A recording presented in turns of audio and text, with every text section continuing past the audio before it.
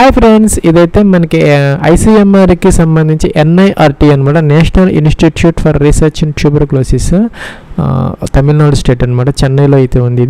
దీనికి సంబంధించి గతంలో ఒక అడ్వర్టైజ్మెంట్ అయితే ఇష్యూ అయితే చేయండి. దానికి సంబంధించి అప్లికేషన్ ప్రాసెస్ అయితే కొంచెం డిలే అయిందనమాట. ఇప్పుడైతే దాన్ని యాక్టివేట్ అయితే చేయడం జరిగింది ఫ్రెండ్స్. ఇదైతే మన 25th జూలై స్టార్ట్ అయింది, 14 ఆగస్ట్ లాస్ట్ డేట్ అనమాట. ఇంకా దీనికి సంబంధించి అడ్మిట్ కార్డ్ కోసం 8th సెప్టెంబర్ 2025 అయితే మనం ట్రై చేయొచ్చు ఫ్రెండ్స్. మనకి ఐసీఎంఆర్కి సంబంధించి వేరియస్ ఆర్గనైజేషన్స్లు ఏవైతే ఉన్నాయో అవన్నీ కూడాను ఒకటే అప్లికేషన్ ప్రాసెస్ కింద వేరియస్ నోటిఫికేషన్స్ అయితే ఇష్యూ చేయడం జరిగింది అనమాట. టోటల్గా దాదాపుగా 80 వేకెన్సీస్ దాకా ఉన్నాయన్నమాట. మీరు చూసుకున్నట్లయితే పర్సనల్ అసిస్టెంట్ ఒక పోస్ట్ ఉంది, టెక్నికల్ అసిస్టెంట్ 2 పోస్టులు ఉన్నాయి, స్టెనోగ్రాఫర్ ఒక post, lab attendant 4 vacancies, technician ఒక 8 ఉన్నాయి, లోయర్ డివిజన్ క్లర్క్స్ ఒక 11 ఉన్నాయి, అలాగే అప్పర్ డివిజన్ క్లర్క్ ఒక 11, అలాగే లోయర్ డివిజన్ క్లర్క్ ఒక 32 అనమాట, అసిస్టెంట్ ఒక 20 ప్లస్ దీనికైతే ఇంటర్మీడియట్ క్వాలిఫికేషన్ దీనికి కూడా అనమాట. దీనికైతే డిగ్రీ అప్పర్ డివిజన్ క్లర్క్కి, ఇంకా కూడా టెక్నీషియన్కి డిప్లొమా అనమాట, ల్యాబ్ అటెండెంట్ 10th క్లాస్ అనమాట, స్టెనోగ్రాఫర్ కూడా ఇంటర్మీడియట్ డిప్లొమా, అలాగే అన్ని కూడా డిగ్రీ 10th ఇంటర్మీడియట్ మాత్రమే ఉన్నాయి. మీరు మల్టిపుల్ పోస్టులకి అయితే అప్లై అయితే చేసుకోవచ్చు అనమాట.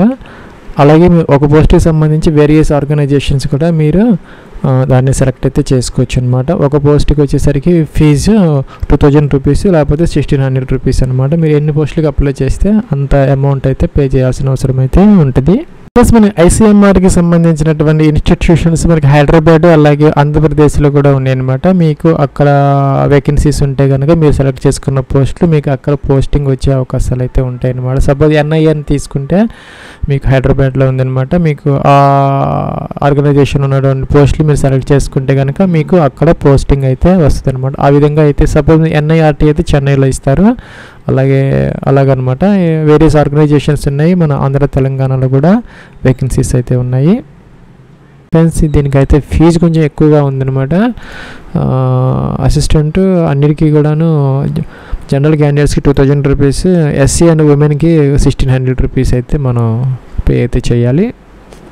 ప్లస్ ఇక్కడ మనం ఈమెయిల్ ఐడి పాస్వర్డ్ ఇచ్చేసి క్యాప్చర్ ఇచ్చేసి login application form fill out చేయాలి. దానికన్నా ముందు ఇక్కడ రిజిస్టర్ అయితే అవ్వాలన్నమాట. ఇక్కడ new user click here to register అని ఉందన్నమాట. మొదట రిజిస్టర్ అయ్యి లాగిన్ అప్లికేషన్ ఫామ్ అయితే ఫిల్ అవుట్ చేసుకోవాలి ఫ్రెండ్స్. ఇక్కడ ఈమెయిల్ ఐడి, మొబైల్ నెంబరు, అలాగే మీకు నేమ్, అలాగే నేషనాలిటీ ఇన్ని సెలెక్ట్ చేసుకోవాలి. క్యాప్చర్ ఎంటర్ చేయాలి. ఇక్కడ రిజిస్టర్ అనే బటన్ ఉంది, రిజిస్టర్ అయితే చేయాలి ఫ్రెండ్స్. ఇక్కడ మనం ఇచ్చినటువంటి ఈమెయిల్ ఐడి, మొబైల్ నెంబర్ అనేది తర్వాత ఎడిట్ ఆప్షన్ ఉండదు అనమాట, చేంజ్ చేసుకునే అవకాశం ఉంటుంది అనమాట. సో ఇక్కడ you have successful signed up అని వచ్చింది అనమాట.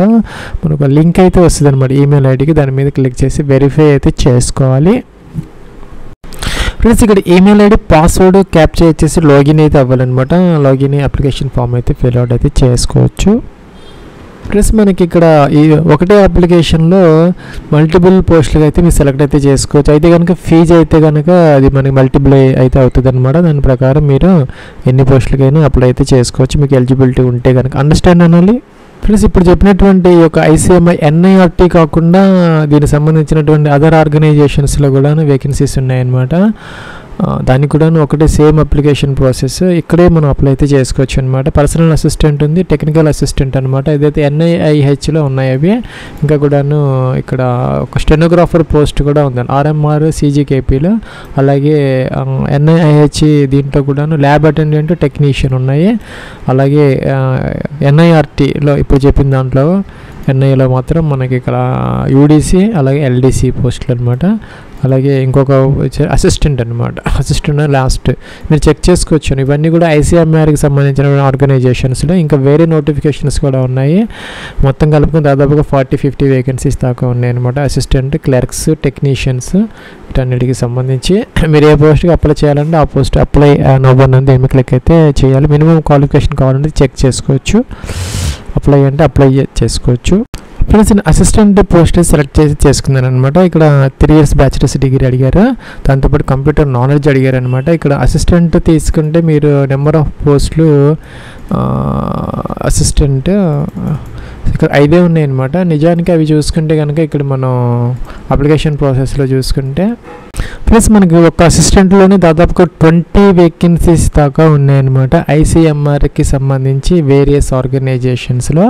సో కాబట్టి మనకు ఒక మంచి అవకాశం అనమాట. అలాగే మీరు ఈ ఎల్డీసీ అవి కూడా చూసుకుంటే మొత్తం కలుపుకొని చాలా వేకెన్సీస్ అయితే ఉన్నాయి. టిక్ ఆన్ చేయాలి, సేవ్ అండ్ ప్రొసీడ్ అయితే చేసుకోవాలి.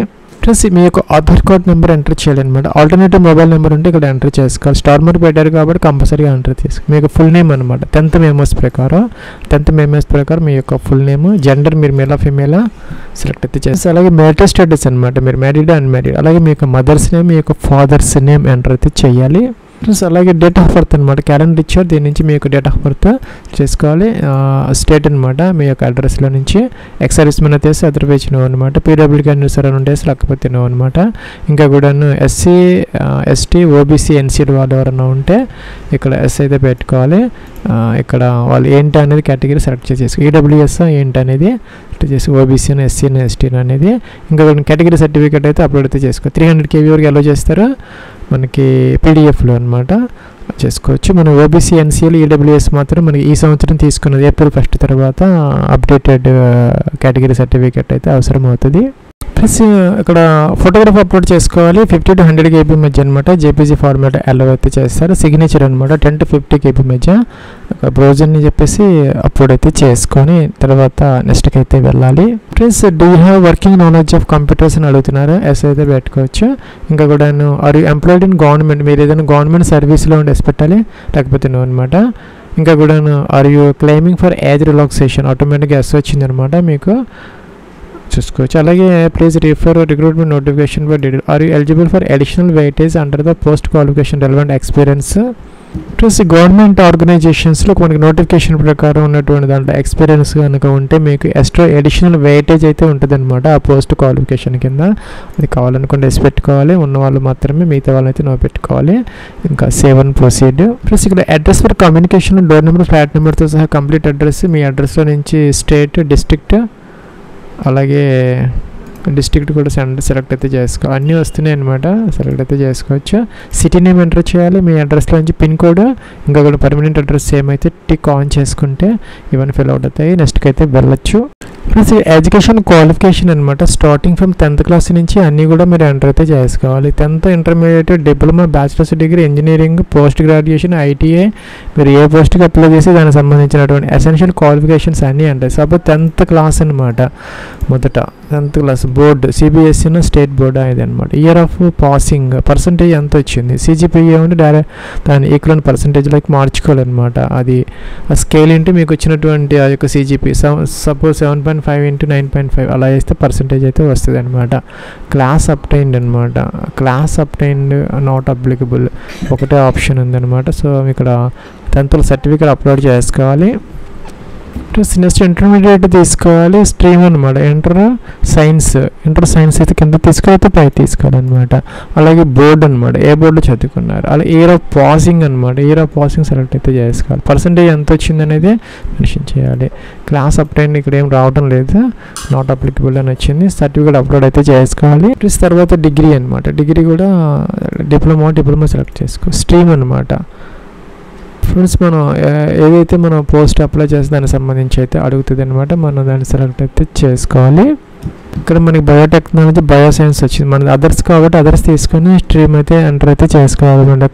కంప్యూటర్ సైన్స్ లేకపోతే కామర్స్ ఏంటి ఏదైనా ఎంటర్ అయితే చేసుకోవచ్చు అనమాట.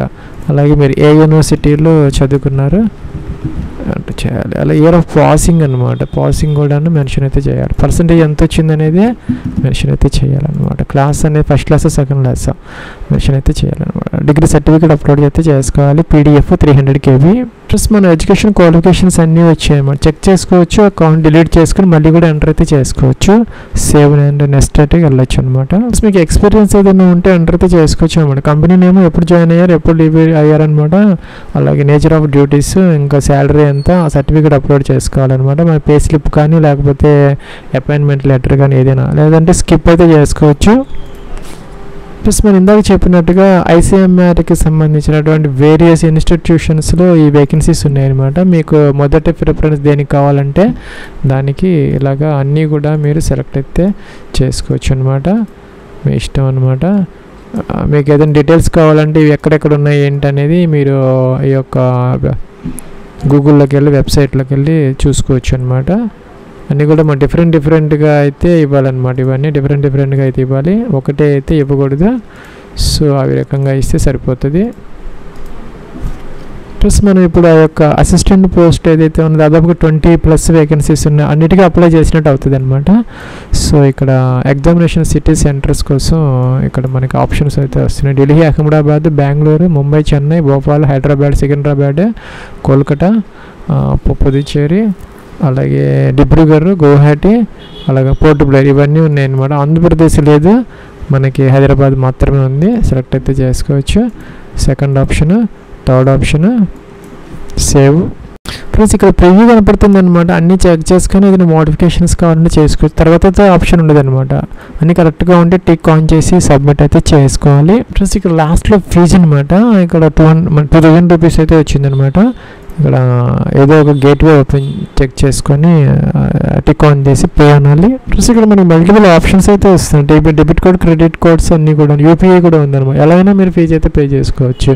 తర్వాత మీరు వేరే పోస్ట్కి అప్లై చేయాలి అనుకుంటే లాగిన్ అయిపోయి ఆ పోస్ట్ సెలెక్ట్ చేసుకొని డైరెక్ట్గా ఇదే ప్రాసెస్ అయితే మీరు చేసుకోవచ్చు అనమాట.